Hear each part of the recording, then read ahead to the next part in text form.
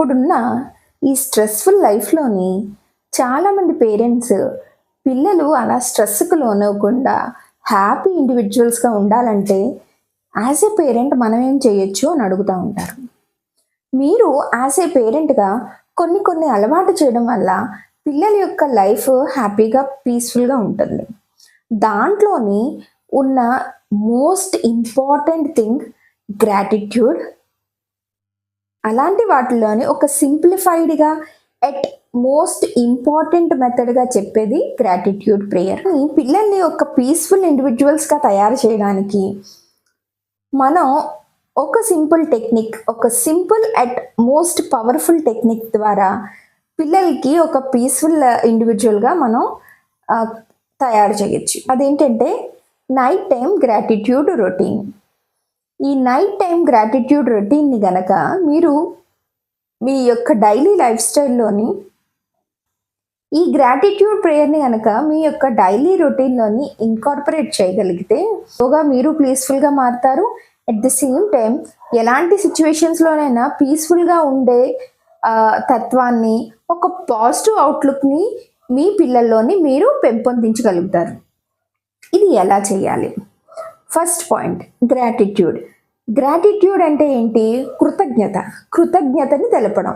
ఈ కృతజ్ఞతని తెలపడం డైలీ అలవాటు చేస్తే అది వాళ్ళ యొక్క పర్సనాలిటీలో ఒక పార్ట్ కింద అనిపిస్తుంది. ఎప్పుడు చేయాలి? Best time I would suggest is before going to sleep. పడుకోవడానికి ముందు ఒక 5 minutes అలాట్ చేసుకుని ఎవ్రీడే ఈ గ్రాటిట్యూడ్ ప్రాక్టీస్ కనుక మీరు చేయగలిగితే ఇది చాలా హెల్ప్ అవుతుంది మీకు. ఇది మీరు పిల్లలు ఒక 4-5 years ఉన్నప్పటి నుంచి మీరు ఇది అలవాటు చేయొచ్చు. ఇది ఎలా చేయాలి అంటే ఈ గ్రాటిట్యూడ్ని చిన్నపిల్లల నుంచి మీరు స్టార్ట్ చేస్తుంటే ఒక 3 steps కింద మీరు డివైడ్ చేయొచ్చు. స్లోగా దీనికి ఉన్న కన్వీనియన్స్ని బట్టి, పిల్లల యొక్క ఏజ్ని బట్టి దీన్ని మీరు దీని యొక్క లెవెల్స్ని ఇంక్రీజ్ చేస్తూ ఉండొచ్చు. The first thing, say gratitude. ఎవరికి? You have to say gratitude చెప్పాలి. ఎవరికి? For a person, thing, place. 3 రకాలుగా డివైడ్ చేయొచ్చు. Gratitude to a person, gratitude to a place, gratitude to a thing. Gratitude to a person. First thing, కృతజ్ఞత. ఎవరైనా ఒక మనిషికి మనం కృతజ్ఞత చెప్పడం. మేబీ వాళ్ళ స్కూల్ కానీ వాళ్ళ స్కూల్లో దీదీస్ ఆయమ్మలు ఉంటారు కదా, వాళ్ళకి థ్యాంక్స్ చెప్పమండం కానీ, డైరెక్ట్గా అక్కడికి వెళ్ళి చెప్పినా చెప్పకపోయినా ఇంట్లోనే పడుకునే ముందు యూ హ్యావ్ టు మనం పిల్లల్ని అడగాలి, ఈరోజు ఏం జరిగింది, నువ్వు ఎవరికైనా థ్యాంక్స్ చెప్పాలనుకుంటున్నావా, think of all those things అని. వాళ్ళు ఈ ప్రొసీజర్ చేస్తున్నప్పుడు వాళ్ళ డేని కూడా మార్నింగ్ నుంచి ఈవినింగ్ వరకు ఒకసారి వాళ్ళ డేని మొత్తం స్కాన్ చేసుకుని చూసుకునే థాట్ ప్రాసెస్ కూడా స్టార్ట్ అవుద్ది. పెన్సిల్ ఎరేజర్ మర్చిపోయినప్పుడు ఎవరైనా ఫ్రెండ్స్ ఇస్తే వాళ్ళకి థ్యాంక్ యూ. సపోజ్ ఎవరైనా పాప మీ చైల్డ్ వాళ్ళ క్లాస్మేట్ తనకి పెన్సిల్ ఎరేజర్ ఇచ్చిందని, thank you Deepa for giving me pencil when needed. నాకు పెన్సిల్ కావాల్సి ఉన్నప్పుడు పెన్సిల్ ఇచ్చినందుకు థ్యాంక్ యూ దీపా, ఇలా చెప్పచ్చు. లేదా వాష్రూమ్కి వెళ్తూ ఉంటారు పిల్లలు, స్కూల్లో దీదీస్ హెల్ప్ చేస్తూ ఉంటారు. ఆ దీదీస్ వాళ్ళతో కైండ్గా మంచిగా ఏమి విసుక్కోకుండా మంచిగా ఉన్న టైంలోని అలా ఉన్నారనుకోండి, మీరు పిల్లలు థ్యాంక్ యూ ఆయమ్మ నాకు వాష్రూమ్కి వెళ్తున్నందుకు, హెల్ప్ చేసినందుకు, యూ కెన్ టెల్. ఇలాగా ఏదైనా ఒక పర్సన్కి అట్లీస్ట్ ఐ రికమెండ్, మీరు స్టార్ట్ చేస్తుంటే at least 1 thing you can pick. But స్లోగా చిల్డ్రన్ ఒక ఫస్ట్ క్లాస్కి అలా 6 years 7 years వచ్చేటప్పుడు ఎవరైనా 3 థింగ్స్కి మీరు అది స్లోగా ఇంప్రూవ్ చేయొచ్చు. Second point is place. ఏదైనా ఒక ప్లేస్కి, ఫర్ ఎగ్జాంపుల్ మీరు వాళ్ళు స్కూల్కి వెళ్తున్నారు అనుకోండి, school, thank you school for making me happy today. స్కూల్లో ఏదైనా మంచి విషయం జరిగింది అనుకో, they have to think about that school. ఆ స్కూల్ గురించి వాళ్ళు ఆలోచించి చెప్తారు, thank you God making me happy in the school. ఆ స్కూల్ ఎన్వైర్న్మెంట్ మొత్తం గుర్తు తెచ్చుకుంటారు వాళ్ళు. లేదు మీరు ఏదో షాప్కి వెళ్తున్నారనుకోండి, సపోజ్ ఆ రోజు మీ పిల్లోడు ఏ బిస్కెట్ అడిగాడు, గమ్మున మీరు షాప్కి వెళ్ళి తెచ్చారనుకోండి, షాప్లో ఇచ్చారనుకోండి, let him say gratitude. Thank you shop for providing me the biscuit packet. Thank you shop నాకు బిస్కెట్ ప్యాకెట్ అవైలబుల్గా ఉంచినందుకు అని చెప్పించవచ్చు. అండ్ అలా ప్లేసెస్కి పర్సన్, ప్లేస్ అండ్ థింగ్.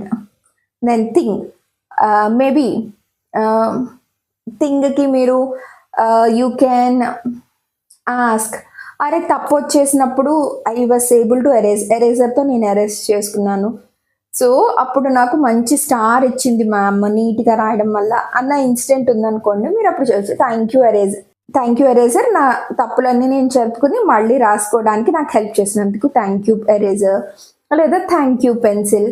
ఇలా ఏ థింగ్కైనా దేనికైనా సరే మనం ఈ కృతజ్ఞతా భావాన్ని పిల్లల ఆలోచనలో ఇన్కార్పొరేట్ చేయాలి. ముఖ్యంగా 3 రకాలుగా, ప్లేస్, పర్సన్, ప్లేస్, థింగ్. ఇలా 3 థింగ్స్ కింద మీరు డివైడ్ చేసుకుని ఒక పర్సన్కి, ఒక ప్లేస్కి, ఒక థింగ్కి వాళ్ళని గ్రాటిట్యూడ్ ఫీల్ అవ్వమంట. ఇది స్కూల్ కాంటెక్స్టే కాకుండా మీరు కూడా ఆ రోజు మమ్మీ వాళ్ళ మదర్ తనకి కనుక ఒక మంచి స్నాక్ చేసి పెట్టాను, థ్యాంక్ యూ మమ్మీ నాకు ఇష్టమైన కూర చేసావు, థ్యాంక్ యూ డాడీ ఇవాళ నన్ను బైక్ మీద తీసుకెళ్ళావు, లేదా బైక్ మీద వెళ్ళినప్పుడు వాళ్ళు హ్యాపీగా ఫీల్ అయ్యారు అనుకోండి, అబ్బా థ్యాంక్ యూ బైక్ ఇవాళ నన్ను భలే హ్యాపీ చేసావు బయటికి తీసుకెళ్ళి. ఇలా మీరు పర్సన్కి, ప్లేస్కి, థింగ్స్కి కూడా అలవాటు చేయాలన్నమాట. ఇది ఎందుకు ఇంపార్టెంట్, దీని వెనకాల ఉన్న సైకాలజీ ఏంటో చూద్దాం. ఫస్ట్ థింగ్, గ్రాటిట్యూడ్ చేయడానికి మనం స్టార్ట్ చేసినప్పుడు ఏం చేస్తాం, ఆ రోజంతా ఏం జరిగిందా అన్నది ఒక్కసారి ఆలోచిస్తాం. ఆ రోజులోని ఏవేవి మంచి విషయాలు జరిగినాయో ఆలోచిస్తాం, అంతే కదా. అంటే డిస్పైట్ ఎన్ని సిచ్యువేషన్స్ ఎలా ఉన్నా, ఎలాంటి పరిస్థితుల్లో అయినా ఒక మంచి విషయాన్ని పిక్ చేసుకోవడం అనేది మనం ఇక్కడ అలవాటు చేస్తున్నాం. అంటే ఇక్కడ వాళ్ళు పాజిటివ్ థింగ్స్ని పిక్ చేసుకుంటున్నారు.